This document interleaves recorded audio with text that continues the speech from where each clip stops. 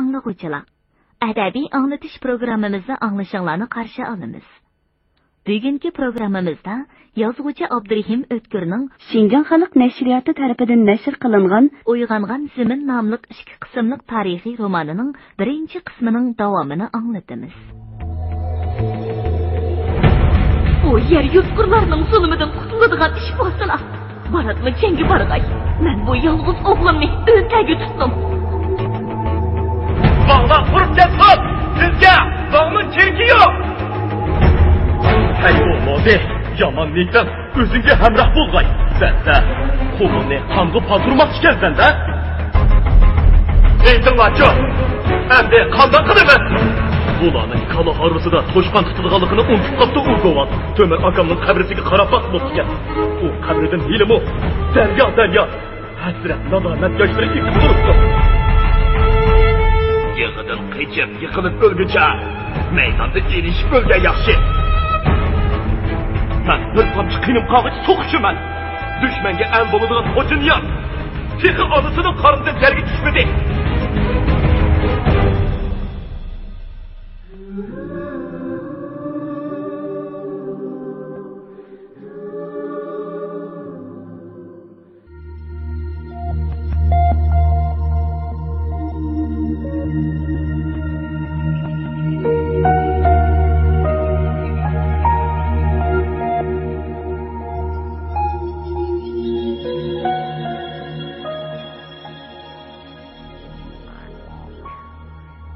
Agar Jangjon janoblarımı o'qituvchi bo'lgan bo'lsalar, a'lochi o'quvchini cho'qim yaxshi ko'rgan bo'ladi deb o'ylayman.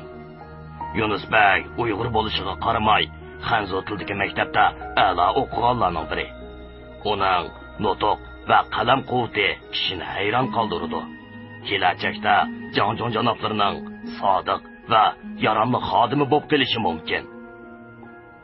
Burhan Shahidi Jangjon degan so'zni mumkin qadar ko'proq ishlatib, aniq urg'u bilan aytib Jinshurun o'zini Xinjiang o'zgulik hukumatining raisi va bosh qo'mondon deb chakarlagan bo'lsa-mu, asaldan ma'muriy amaldor bo'lg'achqa, texi hech kim yuz turani Jangjon deb atamagan edi.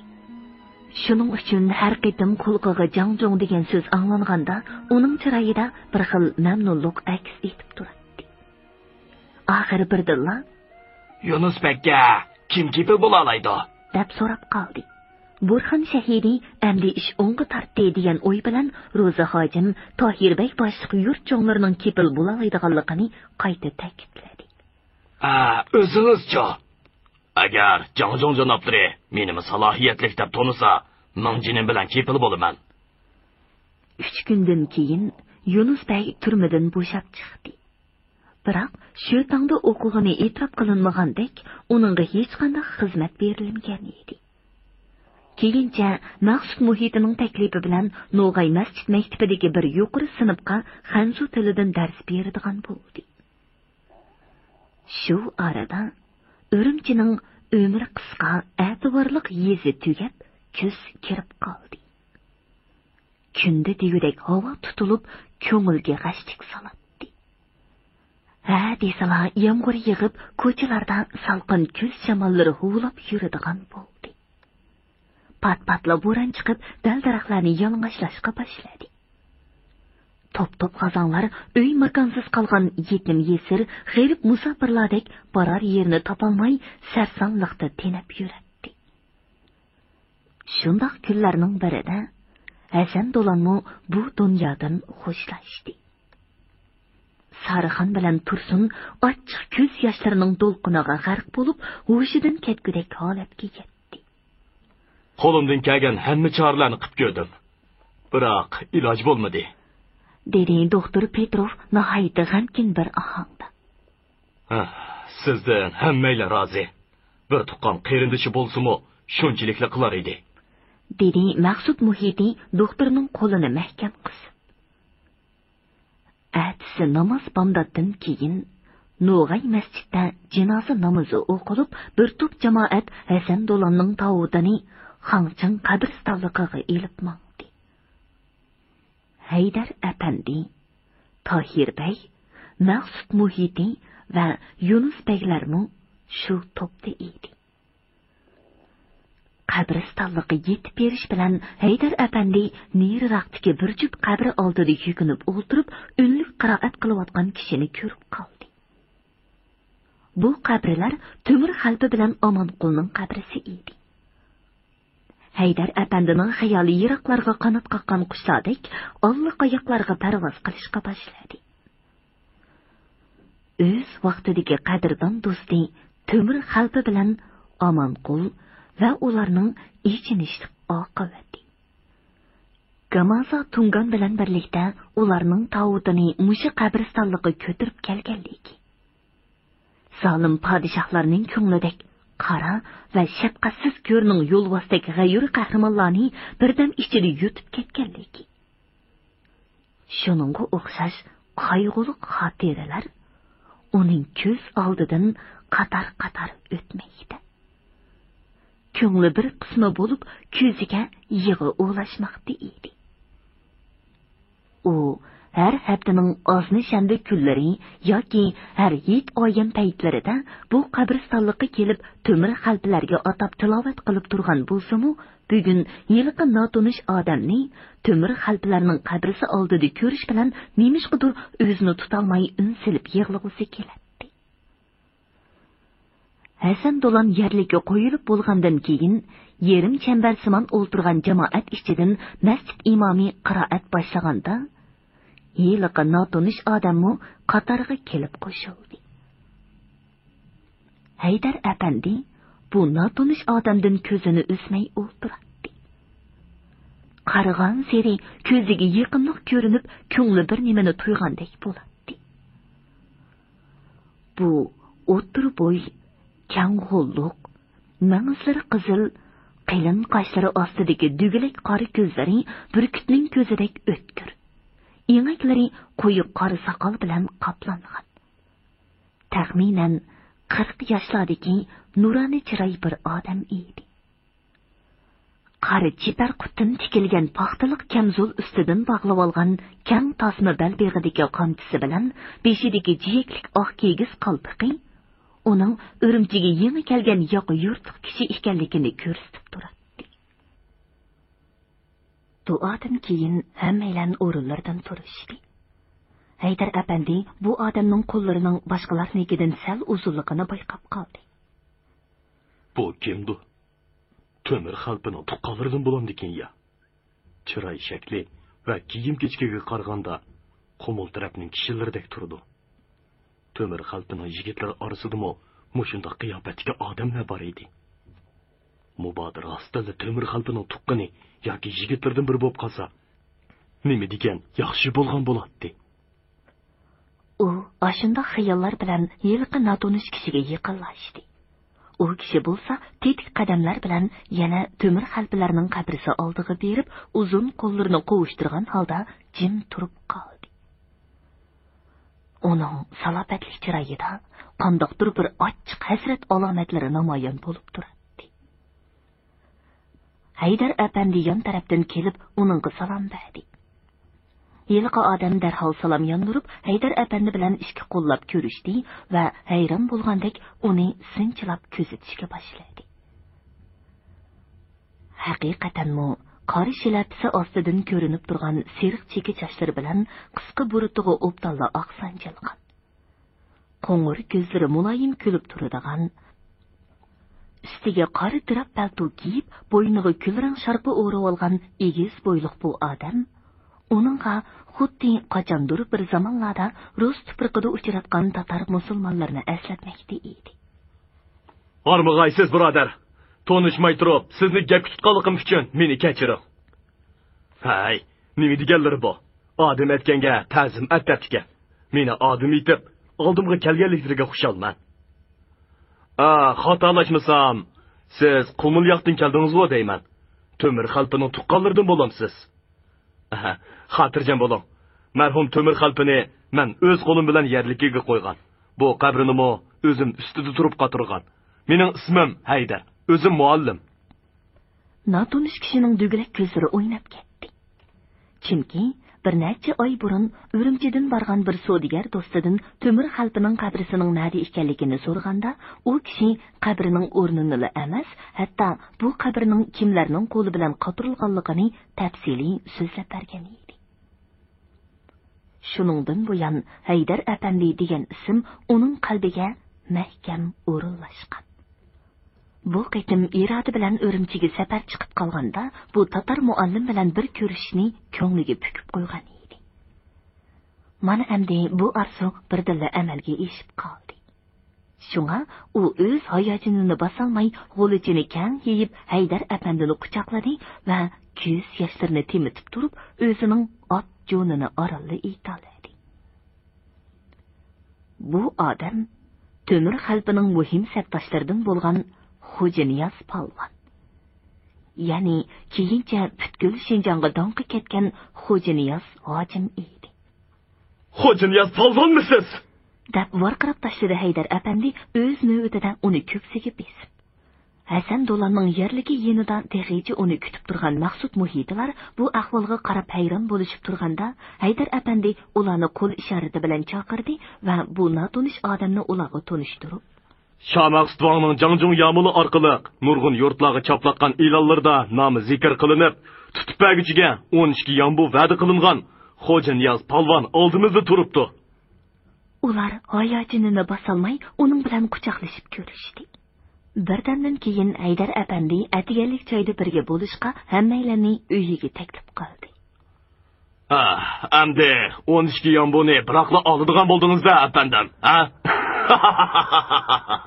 Deb chaqchaq qildi Maqsud muhiti yo'lda ketib o'tib. Hay, afsuski, mening ta'limga yombu berdigan Shamaqsning beshida Azroilning soyisi agib yurgudekmish. Uni qo'llaydigan Yangjangmo jahannamga ketib qoldi. Hammaylar kulishdi. Endi ular kech kuz quyoshi bilan g'uva yurib turgan ozoda uyda choy ichib o'ltirib, qiziq parangga tushgan edi. Parang asnosida Xo'janiyaz hojining Urumchiga kelishidagi sababni aniqlandi. Ma'lum bo'ldiki, Shamaqsud ig'ir palach kasalligi bilan yetib qolgandan buyon o'zining o'rniga o'g'li Nazarni Vangliqqa o'ltirg'izish ko'yig'i tushidi va uni Jangjung yamuliga tasdiqlatib olish g'arazida Yangzingshinning oldiga nurg'un so'g'i salomlar bilan necha qitim elchi chiqardi. Yangzingshin mana deb ishni orqaga so'zib yurganda Panyonian voqeasi yuz berdi. Shunga Shamaqsud Yangzingshinga ta'ziya bildirish bahonasida bu qitim yana nurg'un so'g'i salomlar bilan o'zining tayjisi Yusufbagni Jinshurining oldiga avatdi. Xo'janiyaz hoji ana shu Yusuf tayjining muhofazatchilari boshlig'i sifatida Urumchiga kelgan va bir necha kundan buyon Yusuf tayjining mulozimatida bo'lib, bugun fursat tepilgach qabri beshiga kelgan edi. Ularning parangi shunchalik qizib ketdiki, tushlik xizo vaqti bo'lib qolganligini sahibxonadan boshqa hech kim sezmay qoldi. Chekidan oshgan feodallik zulm va istibdodning g'alchirani qutrashlari, avliyalik tuniga o'ralgan shirin suxan iblislarning afsunkor yeli mikirlari, o'ttir asr jaholatidan miras qolgan la'nati nodonlik an'analari, mana shularning ma'sum qurboni bo'lgan Temir xalpa, Qumul xalqining qinini 50 necha yil sho'rab, oxir qarg'ish ostida polish bo'lib yotgan Shamaqsud. Zulmat va jaholatning donishmand himoyachisi bo'lgan farosatli hukmdor Yangzingshin va uning tasodifiy o'limi. Panyonian siyosiy o'zgarishining natijasiz oqibati. Siriq soqolli qorvikash Hasan Do'lanning ichinishliq taqdiri. Mana bular shu parangning temisi edi. Bu temi ichiga singdirilgan o'rtaq tilak, ya'ni zulm va istibdoddan qanday qilib qutulish tilagi texi bayraqtala o'zlariga notunish bo'lgan Xo'janiyaz hojim bilan suhbatlashlarni bara yaqinlashtirib, xuddi tasviy donalarini bir tiziqqa tizgan mashit yipdak ko'ngildan ko'ngilga do'stlik rishtasini ulamoqda. Tushlik xizodan keyin mehmonlar tarqalish oldida Tohirbek Xo'janiyaz hoji boshliq hammaylarni erta tushlik tomoqqa taklif qildi. Әтісі Tahir Бәгнің өйіде параң текімі қысып кетті. Bu sorunda Burhan şəhidimi бар idi. Ular əmdi hacının tömür xalpı qozğunluğundan keyinki acayip sərgüzəştlərini anlap olduratdı. Bu sərgüzəştlər hürmetli kitapxanlarga tövəndikiçe bayan qılınıdı. 3. bab, öy qaplani. Kishilar do'stligi uchun bo'lmasa, dunyoning yoritılışida boshqa qandoq maqsad bor? Abdurrahman Jami. Hey, Mao yigit Janjong Yamilining ilonida aytilgan kishining dal o'zi-ku. To'g'ri aytding. Uning qo'yiq qoshlari bilan tugilak ko'zlari, yuzining oqligi bilan yelkanlarining kengligi. To'xta. To'g'ri, dal shuning o'zi. Sen texi uning qo'llariga sap solmading-ku deyman. Qo'li boshqalarnikidan uzunroq turmamdi. To'g'ri. Menga shundoq ko'rindi. U o'zini men to'qsonliq, itim saq davolg'ini bo'lmasa, e'londa aytilgan Xo'janiyaz Qachqonning dal o'zi shu. Xo'sh, endi qanday qilamiz? To'ga ko'rdingmi yo'q deb ketaverimizmi yoki? İki Qozoq yigiti hechnimani bayqig'ili bo'lmaydigan tun qorong'usida otlarning putlarini tushab o'tib, past ovozda paranglashib Sharq tarafdan chiqayotgan g'urg'ur tog' shamali ularning gapini 5-10 qadam neridagi yo'g'on qarg'ay tuvida mo'kinib o'ltirgan Xo'janiyaz palvonning qulqiga yetkazib turadi. Xo'sh, itjo. Endi qanday qilamiz? Menimcha, onun to'qsonliq saq degani yolg'on. Atiganda boyga etib, put qo'lini bog'laymiz-da. Shaharga haydab berib, Yamilga topshiramiz. Ta'limiz o'ngdan kelib, Xo'janiyaz shu bo'p qolsa, 12 yambini olamiz. Bo'lmas qala, bizdan nima ketadi? Undoq bo'lsa, shundoq bo'lsin. Yur, endi berib uyqumizni uxlaylik. Ular 20 necha qadam nerida tunligidan g'uva yo'riq ko'rinib turgan kigiz uyga kirib ketgandan keyin Xo'janiyaz palvon o'rnidan dast turib, "Hay lo'modalar. Yomon niyatinglar o'zinglarga yamg'ay. Sizlarning qo'linglarga tirik tushadigan Xo'janiyaz tiq to'ralmadi" deb g'udungshidi va ochchig'i bilan bir tutam o'tni yo'lib olib, uni chaynab tukurishga boshladi. Endi zoda nima qilish kerak? deb o'ylaydi u g'azablangan arslon kabi yerni niqtab dasigan holda yiliqi qarg'ayni cho'rkilab yurib. Bir hozirdan keyin u xuddi bir nimani esiga tushirgandek darhol ochiqchilikqa chiqib, qunduzdek qora osmon gumbizini diqqat bilan kuzatishga boshladi. Bulutsiz osmonda shalang yulduzlar chimildaydi. Uning o'tkir ko'zlari oxiri bir chikitga qadaldi. Bu temir qo'ziq edi. Mana topdim. Oldim taskay, orqam kungay. O'ng qo'lim kun chiqish, so'l qo'lim kun bitish. Kun bitishga qancha mansam, qumuldan shuncha yiroqlichman. dedi u o'z ko'nglida bir qarorga kelib. Andin u o'tlab yurgan otlarning qishig'i berib, o'ziga tonish bo'lgan kurang qashqining oyoqlarini bo'shatdi va uni chaqqonlik bilan egallab oldi. Yeliqi yigitlarning kigiz uy oldida turgan egarlarni tepib, har ikkisining chivilingini tuvidan kesib yiroqqa tashlab o'tdi. Tun qorong'usidan foydalanib, qo'y qodini oldidagi kichikgina katiga o'xshib ketadigan chidirdan juvusini oldida, orqasidan agashgan bo'ynoqqa bir parcha orpa ninini tashlab berib, kurang qashqig'i mindi. Xo'sh, Olibay. Mendan rozi bo'l. Boy tilimni qo'yib, bir tal itani minib mandim. Yigit beshim omon bo'lsa, cho'qim qaytiraman. Bu temir xalpa qatl qilinib, oradan 7 oy o'tgandan keyin Oltayning Chingil degan yerida bo'lgan ish edi. Kitobxonlarning esida bo'lsa kerakki, temir xalpa Lishufuning hilisiga oldinib Urumchiga manganda, Xo'janiyaz palvon oqibatning fojialik bo'ladiganligini sezib, peshini qoqqan peti ichkirdagi toqqa kirib ketgan va qilin o'rmonliklar bilan qorong'u g'orlarni panoh qilib yashab yurgan edi. Uning bilan birlik kishi, ya'ni bojisi Qurbonlar aloqa qiladi. Ota-onasi uning ahvolini shu yigit orqali bilib turadi. Biroq Shamaqsut Vangning Xo'ja Niyozni tutish haqidagi e'loni butun Qumul diyoriga jakarlanib, ba'zi pulxumar kishilar uning piyiga tushganlikdan endi uningga Qumul tog'lari torliq qilib qoldi. Shu arada Shamaqsut Vang o'g'lini tepib bermiding deb uning dadasi Emin Niyozni o'rda zindoniga tashladi. Emin Niyoz aslida o'rdaning Tarati teg'idagi to'mir chorvalarini boqadigan oddiy chorvachilarning biri edi. O'zi chechan, kuchtungur va al ichida obro'li kishi bo'lganligi uchun Shamaqsut uningdan foydalanish maqsadida uni Tarati teg'ining do'rg'isi qilib qo'ygan edi. O'g'lidan tirik ayrilganning ustiga endi Emin Niyozning zindonga tashlanishi Oysa opaqqa o'lganning ustiga tepgandek alam qildi-da, u oxir o'rin tutib yetib qoldi.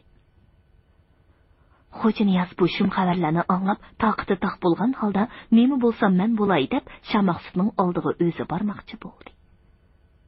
O'g'lining bu niyatini Qurbon orqali anglagan Oysa opaq hargiz unda xayollarda bo'lmag'ay. O'zini oshkorladimi? Bo'ldi, hargiz tirik qolmaydi. Biz yeydig'inimizni yedik, kiydig'inimizni kiydik. Endi peshonimizga putilganni ko'ramiz. Xo'ja Niyoz texi yosh, naga berib bo'lsimi jinini saqlag'ay. Biz uningdan rozi degan edi. Shuningdan keyin Qurbon ichkarga taqqa kirib, Xo'ja Niyozni Oltay yoki tashqi Mo'ng'ulga ketishga da'vat qilgan. Xo'ja Niyoz Oltay diyoriga berib, qozoq xalqi ichida yashab turishni to'g'ri topgan va itini yengushlab olib, Borgul orqali Oltay tarafga ketmoqchi bo'lgan. Qurbon Tangri tog'larining qish yezi qormuz bilan qoplanib turadigan bir dovonidan eshib bo'lguncha uningga hamroh bo'lib mangan. Xo'sh, ukam. Ko'rishkicha omon bo'l. Mening jikilaydig'inim yana shu gap. Al ichiga berib olgandan keyin, mo'u ko'say miltiqni ko'zdan neri qil. Beshingga balo bo'p yurmisin yana. Xayr, xo'sh aka. Mendan g'am qilma. Yolg'izning yori Xudo deb ekan. Mening uchun o'g'lim Sadanshoning mangliga birni suyib qo'y. Deb etining tizginini qo'yibdi. Putlari inchiga kelgan uzun bo'yin qari to'riq bo'ri menishiga tushdi. Endi Xo'ja Niyoz Borgulning shimoliy tarafidagi chig'ir yo'l bilan to'p-to'g'ri g'arbga qarab ketyapti. U bayila Qurbonga mendan g'am yema, yolg'izning yori Xudo degan bo'lsa-mu, ota-ona, qon qarindosh va yurtdan ayrilib bepoyon dashtda tikandek yolg'iz qilayotganligidan bo'lsa kerak, ko'ngli bir qismi bo'lib yig'lab tashlag'isi keladi. O'zining buningdan keyingi taqdirini o'ylab, oyog'i chiqmaydigan chegish xayollar bilan qanchalik yo'l manganligini sezmaydi. Atiyazning jondan o'tadigan ochiq sovuqimi uningga bilinmaydi. Shu xilda menga verib, xeyli egiz bir ko'taldan oshgan chaqdalar oldida ketayotgan yolg'iz otlikni ko'rib, birdilla uyqusi ijilib ketgandek sagaklashib qoldi va uningga diqqat bilan qarashga boshladi. Yiliqi yolg'iz otliq kishi qozoq to'miqini cho'kirib kiyib, belini tasma balboq bilan bog'lab olgan bir odam edi. Uning jug'i kichikroq kelgan jada eti oqsab monqandaq qiladi. U har holda sashkur kishi bo'lsa kerak, keyniga burilib 200 qadam orqada kelayotgan Xo'ja Niyozni ko'rish bilan oloqsadi bo'lib etini to'xtatdi. Dasht bayonda menga o'xshash yolg'iz yo'lga chiqqan bu qanday odam bo'lg'aydi? Endi qanday qilish kerak? Yeniga berish kerakmi yoki? deb o'yladi Xo'ja Niyoz. Uninggacha Xo'ja Niyozning qora to'riqi xuddi o'ziga hamroh topqiniga o'xshal bo'lib ketgandek bir kishnab qadamini tezlatdi. Yiliqi otliq yiroqdan Xo'ja Niyozga salom qildi.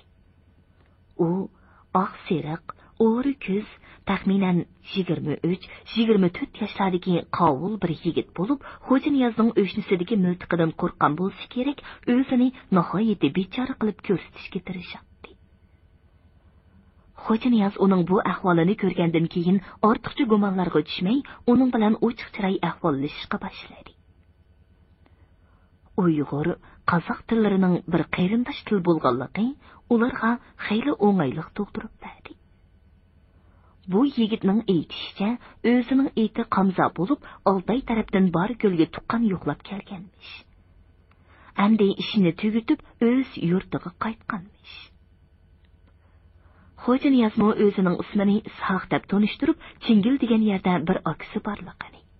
U yerga ilgari o'zi berib baxmagan bo'lsa-mu, Xudoga tavakkul qilib, uni yo'qlab kelishga ketayotganligini aytdi. O'z ko'nglida bo'lsa, hech qachon ko'rib baxmagan qozoq yurtiga ketayotganda, dal shu yurtlik bir kishi bilan hamroh bo'lib qolganiga xushal edi. Uning bu xushalligi kulimsirab turgan chiroyi bilan muloyim ovozida aks etadi. Qamzamo bu ahvolni ko'rib ko'ngli tindi chig'i, ha degandala boya Xo'ja Niyozdan yo'l to'sar qaroqchimikin deb qo'rqib ketganligini iqror qilib kulib ketdi. Sana o'xshash yaxshi erga yo'ldosh bo'lganligimdan ayt xushalman. Bara yeringga o'zim opirib qo'yman. Qani, nasibingni chiqa. Xo'ja Niyoz nasibol chekmaydiganligini aytdi. To'qiching bormi? Ba, quruq yesang, gelingga turib qoladi. Oldimizda tushgan qiladigan bir joy bo'lsa, choy qaynatib ondin yeyli. Meningmi qo'sqim ochdi. Xo'p. Ava qirning orqasida bir buloq bor. Shu yerda choy qaynatib ichayli. Qamzaning jada paytini haqiqatan oqsoq edi. Shunga Xo'ja Niyoz qari to'riqning tizginini tortib mengishga majbur bo'ldi. Bir ikki qadam orqada kelayotgan Qamza ha deb qari to'riqqa qarab tomoqini chekildi tatdi. Uning bir ko'zi otda bo'lsa, yana bir ko'zi miltiqda edi. Bu miltiq oqchuqsidagi jangda Jendarining cheriklaridan o'lji ilingan qisqa 5 atar bo'lib, Qamza mundaq miltiqni tunji qitim ko'ryotdi. Vah! Saq, qo'ls miltiqing bor ekan. Yo'lda och qolmaymiz endi.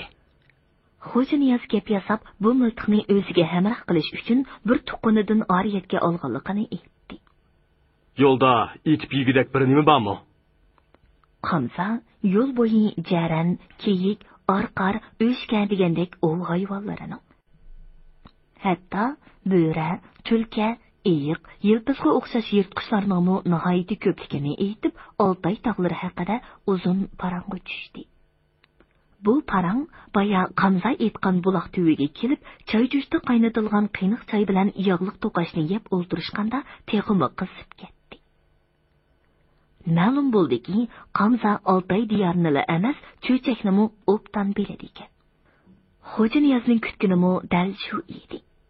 U o'z navbatida ha deb savol qo'yib, bu yerlarning iqlimi, yer, suyi, yurtlari, qatnash yo'llarini inchikilab so'rab oldi va qozoq xalqining o'rib-odatlari to'g'risida nurg'un narsalarni bilib oldi. Ular shu xilda qiziq parang o'yin-chaqchaq bilan bir necha kun yo'l mengib, horg'an charchig'ini sezmay qoldi. Biroq Qamza nimishqidir odam qo'yuqroq ovozlarga kirmay yondab o'tishni tashabbus qildi. Qamzaning bu qiliqi Xo'ja Niyozga bir oz g'alatiroq bilinadi. Yana bir tarafdan shunday qilganligini o'zi uchun foydali deb xushalmi bo'ladi. Ya'ni yerim kun mansaq, Chingil taraziga yetib boramiz. Dedi Qamza qilin bir o'rmonlarga yetib kelganda. Ondan u bugun mushi yerda qo'nib, ati mengishni taklif qildi. Xo'ja Niyoz bu taklifga ko'ndi. Ular shu yerda cho'ng gulxan yiqib, kiyik go'shidan pishirilgan kabob va ochiq damlangan choy bilan o'pdan g'izolanib olgandan keyin otlarni o'pdan joylashtirib qo'yib, gulxan tubida xotirjam uyquga ketishdi. Qarong'u kechining jimjitligini faqat yiroq yaqinda sayragan qushlarning ovozi bilan Qamzaning xo'rkili buzib turadi. Tun nisbidan oshganda Xo'ja Niyozning uyqusi echilib ketdi. Bayla yenida xo'rak tartib yotgan Qamza endi o'rnida yo'q edi. Qamza! Qamza! deb qichqirdi Xo'ja Niyoz. Ammo hech yerdan sado chiqmagach, o'rnidan dast qo'pib atrofga qaradi. Qamzaning oqsoq paytiliga chetib qo'yilgan qari to'riq mag'oyib bo'ldi. U yana beshiga qo'yib yotgan egarning ostidagi miltiqning yo'qolganligini bildi. Hay xotin taloq! Ot bilan miltiqni ip qechibsan-da. Yomon bilan yo'l yursang, yerim yo'lda qolasan degan shu bo'ldi. Astag'firullah. Endi zoti qanday qilg'iliq? Xo'janiyaz palvon o'z go'shini o'zi yegudek bo'lib birdan qayig'andan keyin oqsoq baytalning yerda yotgan egriga ko'zi tushib, Xayr, buningga shukr. Har holda bir oz insofing bor ekan. Vullalma. dedi va qamzodin qolgan oqsoq baytalni elib, tang yurish bilan Chingil tarafga qarab yo'lga tushdi. U ot bilan miltiqning yo'qolganligiga qattiq echinsa-mu, ko'nglining bir yerida qamzodin rozi edi. Chunki bu o'g'ridan anglab olganlarim bo'lmasa, nalarda tinab yuratdim, deb o'ylaydi u. Shuningdan keyin boshda aytganimizdek, taqdir uni Chingildagi Olibboy degan chorvadarning uyiga akilib qo'ydi. U to'qsulliq Saq degan nom bilan Olibboyga yo'llanib, uning qo'ylarini beqishga boshladi. Olibboy uning yillik ish haqiga bir ot bermoqchi bo'ldi. Adiyas o'tib, go'zal Chingil yayliqi xushpurak gullarning hidiga purkangan. O'tchib va qo'zi o'g'loqlar yetilib, qozoqning shifobaxsh qimizi pishgan kunlarning birida al yotarga yaqin Olibboyning ovuliga 2 otliq yigit xudoyi qo'noq bo'lib keldi. Ular qo'zi go'shi va qimiz bilan to'lgan dasturxon ustida o'tirib, yoqi yurtliq molchi, ya'ni Xo'janiyazga diqqat bilan qarashga boshladi va uningdan gap ko'lab Xo'janiyazni gumonga selib qo'ydi. Shunga baya aytganimizdek, dasturxon yig'ilgandan keyin Xo'janiyaz bu yigitlarning niyatini bilib beqish uchun yilqi qarg'ay tubida mukinib yotgan edi. Degandekla, bu yigitlar otlarning putlarini tushavitib qilishgan gaplari bilan o'zlarining niyatini oshkorlab qo'ydi.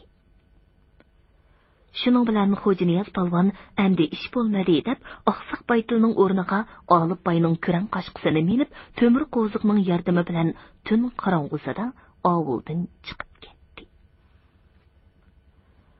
Qancha kunlar o'tib, qancha tonglar o'tdi. Qancha qirlarni kezib, qancha davollarni ochdi. Gah o'rmonlarda tunib, gah ovullarda yotdi. O'zing kimsan? Nadin kelib, nega ketyapsan?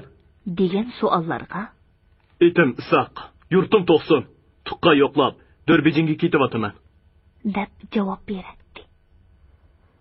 Qozoq ovullari qadimgi an'anasi bo'yicha uni o'pdan mehmon qilib, mangar yo'lini aytib berdi.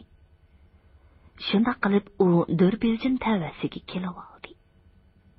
Biroq kun petib gugum tushkicha atrofda hech bir ovulning qorisi ko'rinmaydi. Yon tarafdan bo'lsa qattiq shamol urib turadi. Qanday qilishni bilmay turganda, birdala shamol bilan kelayotgan tezak isini purab qoldi-da, otning beshini shu tarafga burab qamchisini pulanglatdi. Kurang qashqamu isning hidini elib, yerib qolganiga qaramay qadimini tezlatdi. Shu arada o'zgarishchan tog' havosi birdala buzilib, qattiq yomg'ir yig'ib ketdi. Atrofda panohlangudek hech nima yo'q edi. Shunga u kurang qashqisini iskalgan tarafga bo'lishiga choptirib, oxiri bir ovulga yetib keldi. Ovul ishlarining qattiq qovoshlari bilan bir kigiz uydan egiz bo'yliq bir kishi chiqib keldi. Xo'janiyaz darhol otdan tushib salom berdi va Yiroqdan kelgan musofirman, yomg'irda qoldim. u kishi bu musofirning talaffuzidan xuddi bir nimani sezgandek qorong'u bo'lishiga qaramay, uning chiroyiga bir qo'ri sapsilib olib, "Ha, xush keldilar mehmon", dedi va darhol etini joylashtirib qo'yib, uni uyga boshladi. Oddiy bo'lsa-mu, ratlik saramjonlangan kang kigiz uyning o'ttirsidagi 3 putliq temir o'choqda lovuldab yeniyotgan o't uy ichini o'ptali yoritib turadi. Uyning bulung'ida o'ttir yoshli bir ayol beshik taviritib o'ltiradi. Uning qishida 3-4 yoshli bir qizchaq o'ynab o'ltiradi. "Qani, opsi, chopsan bo'l", dedi boyiqi kishi uyga kirish bilan ayoliga qarab. Ondan "Agal kiyimlarini qurtib olsila afkam. Bak, ho'l bo'lib ketibdi. Tog' yeri yomg'irdan bo'lmas, nere degan shu", deb mehmonning yeshinishiga yordamlashdi. Uy egisi ot yuzlik, soqol burida charlashib qolgan qatong'ur bir odam edi. uning usti boshlari qozoqlarnikiga ancha o'xshamaydi. Xo'janiyaz polvon uning chiroy shakli bilan kiyim-kechikiga qarab, bo'libmi talaffuzidagi qumul shevisini sezib, "Men kimning uyiga kelib qoldim? Mubodo meni taniydigan kishi bo'lib qolsa, qandoq bo'lar?" deb ansirab turadi. Ammo u kishining so'z harakatidagi oddiylik, muomalasidagi samimiylikni ko'rib, har holda yomon odam bo'lmasa kerak deb o'ziga tasalli beradi. "O'zlar qumuldan kelgan o'xshamandila afkon. Kimning jamiyati bo'ladilar?" deb yana gapga kirishdi. Uy egasi uni issiq qaymoq choy, seriq yog', bo'g'irsoq, qurut va orta neni bilan mehmon qilib o'ltirib. Xo'janiyaz polvon bo'lsa, og'zidagi luqmani chaynagan bo'lib, javob berishga oldirmay o'ltiradi. Uy egasi yana gap boshladi.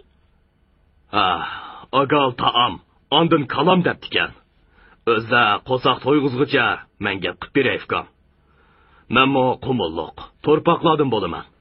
Meni torpaq Salih deyishidi. Haliqi torpaq yig'iliqida Van ordisiga tosh etib qo'yganligim uchun mushu taraflarga 20 yillik polinib kelgan.